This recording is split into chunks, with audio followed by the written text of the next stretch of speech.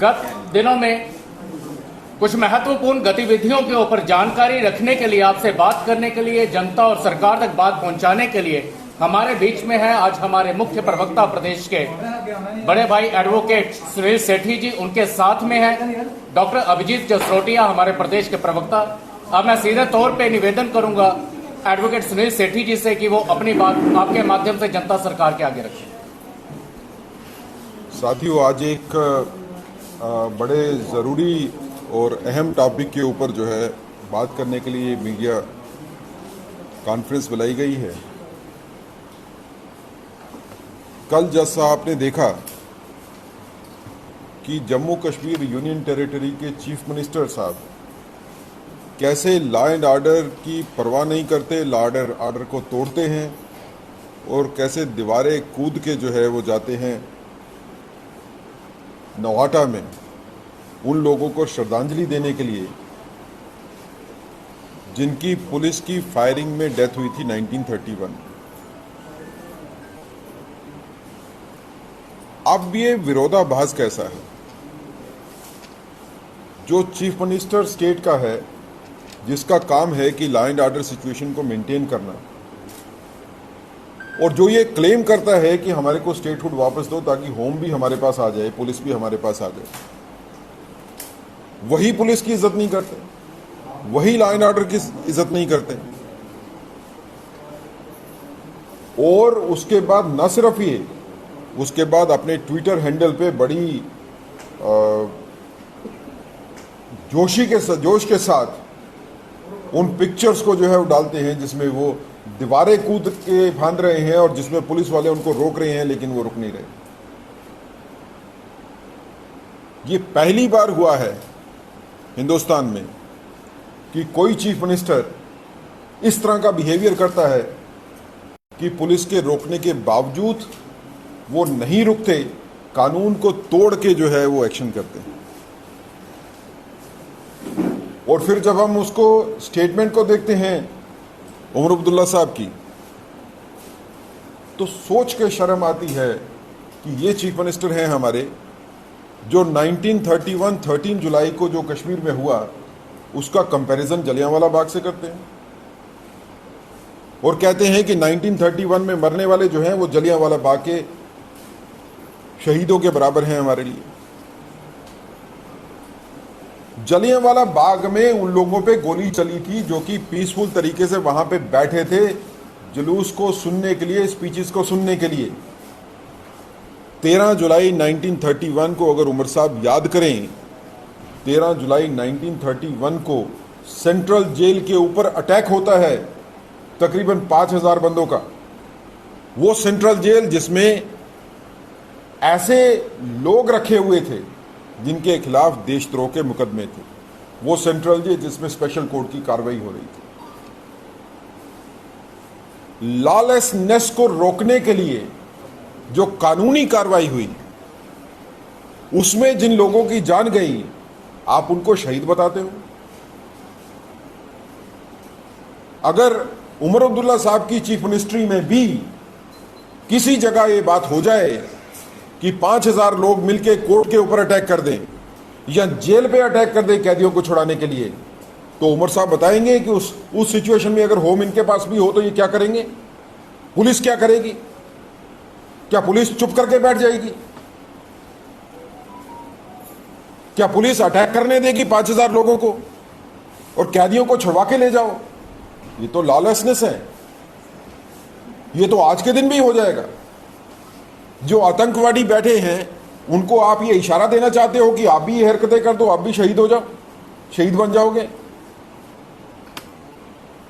हमारे को अपने हीरोज को और विलन को सोच के चुनना चाहिए।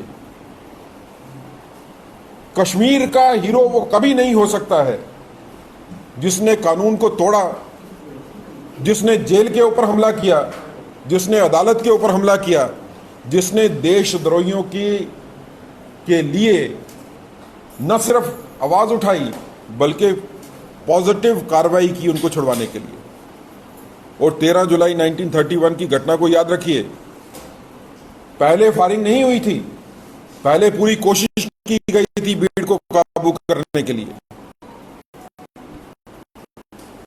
और उस सिचुएशन में अगर सिचुएशन को कंट्रोल करने के लिए फायरिंग हुई तो वो मजबूरी है, कानून के हिसाब से हुई थी, कोई कानून की उल्लंघना तो नहीं हुई थी। अब ये चीफ मिनिस्टर साहब हैं, आप कभी कलकत्ता में जाते हो, कभी बॉम्बे में जाते हो, अपनी टीम्स को भेजते हो, कहते हो कि टूरिस्ट को वापस लेके आओ कश्मीर में। कैसे आएगा टूरिस्ट वापस कश्मीर में? जब आप उन लोगों की पूजा करते हो, उन लोगों को श्रद्धांजलि देते हो जिन्होंने लॉलेसनेस की, जिन्होंने आतंकवाद को बढ़ाया, जिनकी वजह से आतंकवाद कश्मीर में आया। और 13 तारीख को तो श्रद्धांजलि नहीं हो पाई, उमर साहब ने 14 जुलाई को श्रद्धांजलि दी, लेकिन भूल गए कि 14 जुलाई 1931 में क्या हुआ था। 13 जुलाई 1931 के बाद अगले दिन 14 जुलाई 1931 को कश्मीरी हिंदुओं के घरों को जलाया गया। उनकी कितनी प्रॉपर्टीज लूट ली गई। क्या उमर साहब का फर्ज यह नहीं बनता है कि 14 जुलाई को भी तो कभी मान लो कि 13 जुलाई के बाद क्या हुआ था? लेकिन नेशनल कॉन्फ्रेंस की हिस्ट्री ये रही है, देशद्रोह की बात करना। इनके दादा शेख अब्दुल्ला साहब के ऊपर तो हमने मुकदमा नहीं चलाया, कांग्रेस ने चलाया था। उनको नजरबंद रखा कितने सालों तक, ये कह के कि वो देशद्रोही हैं। इनके पिताजी फारूक साहब भी जो है, उनकी भी तो आपके पास सारी की सारी वीडियो क्लिपिंग्स भी है और अखबारें भी हैं, कैसे वो जाते हैं पीओजे में समर्थन करते हैं इसका। और आज आप देशद्रोह का ही समर्थन कर रहे हो। इस तरह से जम्मू कश्मीर के हालात ठीक नहीं होंगे। ये जम्मू कश्मीर के हालात को ठीक नहीं होने देने की एक बड़ी साजिश है। अब जबकि नॉर्मलसी की तरफ पहलगाम के बाद जम्मू कश्मीर यूनियन टेरिटरी के कदम बढ़ रहे हैं, तो उन नॉर्मलसी पे चलते हुए कदम को रोकने के लिए, उसमें रुकावट डालने के लिए ये जानबूझ के की गई शरारत है। आप सिर्फ पॉलिटिकल पॉइंट स्कोर करना चाहते हो। आप ये बताना चाहते हो कि इससे पहले कि पीडीपी वहां पे जाए, मैं वहां पे जाऊंगा। कानून कौन तोड़ेगा, इसके बारे में भी होड़ लगी हुई है कश्मीर में। कौन कानून के खिलाफ बड़ी बात कह सकता है, इसके ऊपर वहां पे दौड़ लगी हुई है। अगर पीडीपी जो है वो बात करती है स्टेटहुड को लाने के लिए, तो नेशनल कॉन्फ्रेंस उससे बड़ी बात करेगी। पीडीपी बात करेगी 13 जुलाई के लिए, तो नेशनल कॉन्फ्रेंस उससे बढ़ के बात करेगी। ये किस तरह की दौड़ है? ऐसी दौड़ जिसमें आतंकवाद का समर्थन हो रहा है, जिसमें देशद्रोह का समर्थन हो रहा है, ये किसके हक में है? और फिर आपकी इन हरकतों को देखते हुए अगर आतंकवाद को बढ़ावा मिले तो दोषी कौन होगा?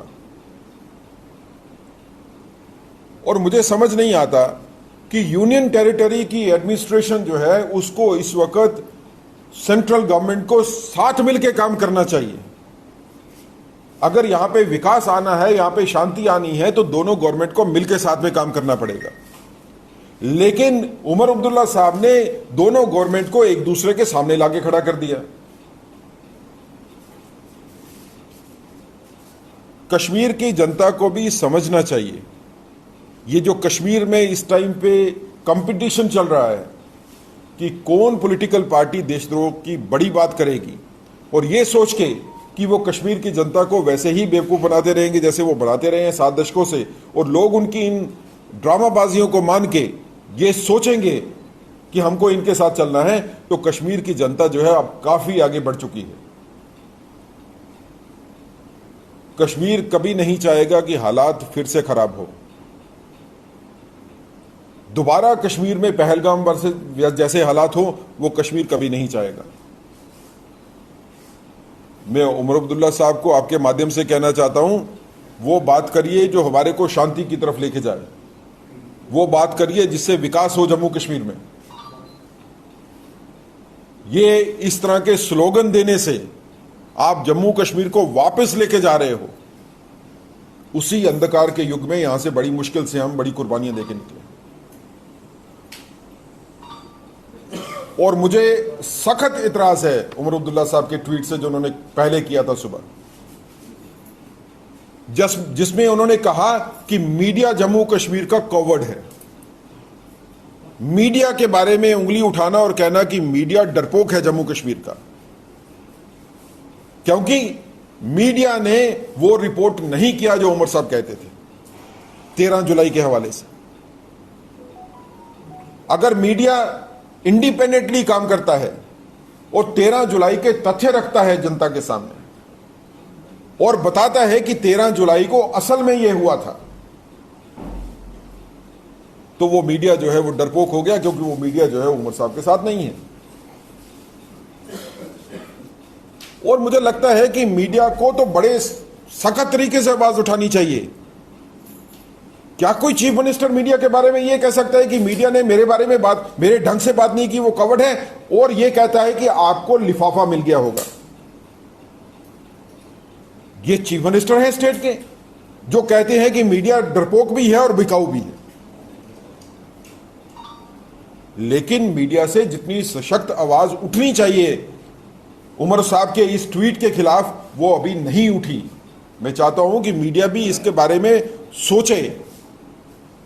ये आपकी इंडिपेंडेंस की भी लड़ाई है, ये देश की लड़ाई भी है, लेकिन उसके साथ साथ मीडिया के इंडिपेंडेंट रहने की भी एक लड़ाई है। मीडिया को किसी को समझाने की जरूरत नहीं है कि मीडिया को क्या बोलना है। मीडिया डिसाइड करेगा कि मीडिया को क्या बोलना है। मीडिया क्या बोलेगा क्या नहीं बोलेगा, उसको कोई सत्ता डिसाइड नहीं करती। तो कुल मिला के मैं ये कहना चाहूंगा, ये अराजकता फैलाने का एक प्रयास है उमर साहब की तरफ से, शायद इस वजह से कि पिछले काफी महीनों से गवर्नमेंट में रहने के बावजूद भी उमर साहब कोई काम जो है वो सत्ता पे नहीं कर पा रहे। आप जमीनी लेवल के ऊपर देखो तो लोगों में उमर गवर्नमेंट के खिलाफ नाराजगी है कि आपसे कोई काम जो है सिविल एडमिनिस्ट्रेशन का नहीं हो रहा, उसमें तो कोई दखलंदाजी नहीं है। जो मिनिस्ट्रीज आपके पास हैं जिस पे आपको काम करना चाहिए, आपको हेल्थ पे काम करना चाहिए, आपको रेवेन्यू में काम करना चाहिए, आपको एजुकेशन में काम करना चाहिए, आपको माइनिंग में काम करना चाहिए, कोई काम नहीं है। अगर कोई पूछे कि काम क्यों नहीं हो रहा है तो कहते हैं जी स्टेटहुड वापस दे दो। लेकिन स्टेटहुड नहीं होते हुए भी यूनियन टेरिटरी में भी जो काम आप लोग कर सकते हो वो क्यों नहीं करते? जब काम की बात पूछो तो फिर इस तरह की ड्रामेबाजी शुरू हो जाती है। कभी 13 जुलाई के, और जो जिन लोगों ने कानून को अपने हाथ में लिया उनको शहीद का दर्जा देने की बात है। आपने 7 दशक तक जो है लोगों को गुमराह करने के लिए 13 जुलाई को छुट्टी की। उस छुट्टी करने का मकसद क्या था? आप आतंकवाद को या आतंकवाद को कश्मीर की धरती के ऊपर लाने वालों को हीरो के तौर के ऊपर प्रोजेक्ट करते थे। और ये जो सोच है जिसमें 13 जुलाई की छुट्टी की जाती है और उनको शहीद बताया जाता है, यही सोच है जो आगे जाके कश्मीर में अलगाववाद को जिसने पैदा किया और जिसने आतंकवाद को कश्मीर में लाया। ये आपने फर्टाइल ग्राउंड्स बनाई थी ताकि देश के दुश्मन यहां पे आके आतंकवादी घटनाएं कर सके। भारतीय जनता पार्टी सजग है। भारतीय जनता पार्टी बिल्कुल पैनी नजर रखे हुए है और किसी भी किस्म से जम्मू कश्मीर में हालात खराब हों, भारतीय जनता पार्टी ये नहीं होने देगी, क्योंकि हमारी कमिटमेंट है लोगों के साथ। यहां पे शांति भी स्थायी होनी चाहिए, यहां पे विकास भी स्थायी होना चाहिए। और जो ताकतें ये सोचती हैं कि वो शांति को भंग कर सकती हैं, वो विकास की दर को रोक सकती हैं, वो गलतफहमी है। आप जम्मू कश्मीर की जनता सजग है, अपने अधिकारों के लिए लड़ रहे हैं। अगर कोई क्वेश्चन होगा तो मैं वो ले लूंगा, लेकिन सेपरेटली हम बाइट्स नहीं लेंगे। मेरा क्वेश्चन है, वेस्ट बंगाल से आपके एक विधायक जो है और नेता विपक्ष भी हैं, उनका एक बयान आया कि जहां बहुसंख्यक मुसलमान रहते हैं वहां हिंदू ना जाए। मतलब एक बहुत बड़ा बयान है जो तर्कवादी नहीं कर सके वो आपके लीडर कर रहे हैं। देखिए, ये भारतीय जनता पार्टी की आधिकारिक जो है बयान नहीं है। हम हिंदू मुसलमान में फ़र्क नहीं करते। भारतीय जनता पार्टी ये मानती है कि हिंदू और मुसलमान दोनों भाई हैं और इनको इकट्ठे ही रहना चाहिए, और इसी सोच को हम आगे बढ़ाते हैं। उन्होंने कहा कश्मीर ना जाएं, कश्मीर के बदले जम्मू में आए टूरिस्ट को। देखिए, भारतीय जनता पार्टी ने आल पार्टी मीटिंग हुई थी, उमर साहब ने कॉल की थी, हमने उसमें हिस्सा लिया बढ़ चढ़ के, और सभी जगह पे हमने पूरी कोशिश की है कि कश्मीर में ज़्यादा से ज़्यादा टूरिस्ट जाना चाहिए। आज अगर कश्मीर में अमरनाथ यात्रा में आप देखें लाखों लोग जा रहे हैं, ये भारतीय जनता पार्टी की एक एफर्ट की वजह से है ये सारा जा रहा है। अगर इस तरह की सोच हो, जिस तरह की सोच लेके उमर साहब आ रहे हैं, तो शायद अमरनाथ यात्रा में भी यात्री नहीं आते। भारतीय जनता पार्टी कोशिश कर रही है कि कश्मीर में यात्री जाए। उमर साहब जाके बयानबाजी जरूर करते हैं, लेकिन हरकतें वो करते हैं जिससे लगता है कि वो नहीं चाहते हैं कि टूरिस्ट जो है वो कश्मीर में वापस आए। ऐसे सर, आप कुछ एक सेठी साहब, एक सवाल ये है, जिस तरह आपने अपनी प्रेस कॉन्फ्रेंस में बड़ा ही जोर दे के ये किया कि जो पीडीपी कहती है नेशनल कॉन्फ्रेंस उससे बढ़कर कहती है, और दोनों ही सियासी जमात जो है जो अलगाववाद को और कश्मीर को जो है बैकफुट पर लेने की कोशिश करते हैं। सवाल यह है कि 2019 के बाद जो मोदी सरकार ने जो कोशिश की और नया कश्मीर और कश्मीर की जो डेवलपमेंट पे बात की, उस पे बीजेपी कहाँ स्टैंड करती है? क्योंकि बीजेपी का अगर पॉलिटिकल फुटस्टेप्स वहां पर देखे जाए कश्मीर के अंदर, तो वो नील बटन नील है। ना आप एमपी का चुनाव वहां जीत पाए, ना आप एमएलए का चुनाव वहां जीत पाए। तो इस चीज को जो आप अलगाववाद की बात करते हैं कि एनसी और पीडीपी जो कश्मीरी सेंट्रिक पार्टीज हैं जो वो फैलाती हैं, उससे कश्मीर बैकफुट पे जाता है, लेकिन बीजेपी उसमें अपना पॉलिटिकल फुटस्टेप कहीं भी जो है वो स्टैंड नहीं रख पा रही। तो ये खत्म कैसे हुआ है? देखें, किसी पॉलिटिकल पार्टी की पॉलिटिकल सोच जनता में कितनी गई, वो इस चीज से खाली डिसाइड नहीं होता है कि आपने कितनी सीटें जीती। भारतीय जनता पार्टी ने 2019 के बाद की खासकर मैं बात करूं, और 2014 के बाद की भी अगर आप बात करें, उससे पहले हमारा कितना वोट मिलता था कश्मीर में और उसके बाद हमने कितना वोट लिया, हमारा जंप जो है वो 20-30 गुना ज्यादा हो गया। तो भारतीय जनता पार्टी जो है वो कश्मीर में बढ़ रही है, उसका ट्रांसलेशन जो है वो पार्लियामेंट्री सीट में नहीं होगा, वो असेंबली की सीट में नहीं होगा। हम लेकिन बड़े मार्जिन के साथ हारे नहीं है, कई जगह पे हमारा हारने का मार्जिन जो है वो कुछ वोट है। मैं 2 मिनट में आंसर दे देता हूँ, आप 1 मिनट। एंड ऑफ सेपरेटिज्म होगा जिस सेपरेटिज्म की आप बात करते हैं, अगर बीजेपी वहां पर स्टैंड नहीं होगी तो यही पॉलिटिकल पार्टी वहां पर हर बार जो है जीतती रहेंगी, कभी एनसी जीतेगी तो कभी पीडीपी जीतेगी, तो ये अलगाववाद तो कभी खत्म नहीं होने वाला। मैं आपकी बात का आंसर दे रहा हूं, तो 2 मिनट के लिए मुझे सुन लीजिए। जिस तरीके से और जितनी तेजी से भारतीय जनता पार्टी कश्मीर में आगे बढ़ रही है, जिसमें हमने कारपोरेशंस की सीटें भी जीती, पंचायत की भी जीती, डीडीसी के इलेक्शन भी जीते, तो भारतीय जनता पार्टी इस सोच के साथ चलती है कि जितने ज्यादा से ज्यादा लोग नेशनलिस्ट सोच के साथ भारतीय जनता पार्टी के साथ जुड़ रहे हैं, आने वाले वक्त में अगले इलेक्शन तक भारतीय जनता पार्टी की पोजीशन, इलेक्टोरल पोजीशन वो नहीं होगी जो आज है। अगले इलेक्शन आने तक भारतीय जनता पार्टी अपने तौर के ऊपर कश्मीर में काफी हद तक जो है वो सीटें जीत के निकलेगी। ऐसी सोच के साथ भारतीय जनता, क्योंकि हमारी ये सोच है कि भारतीय जनता पार्टी आगे बढ़ेगी, नेशनलिज्म की सोच आगे बढ़ेगी,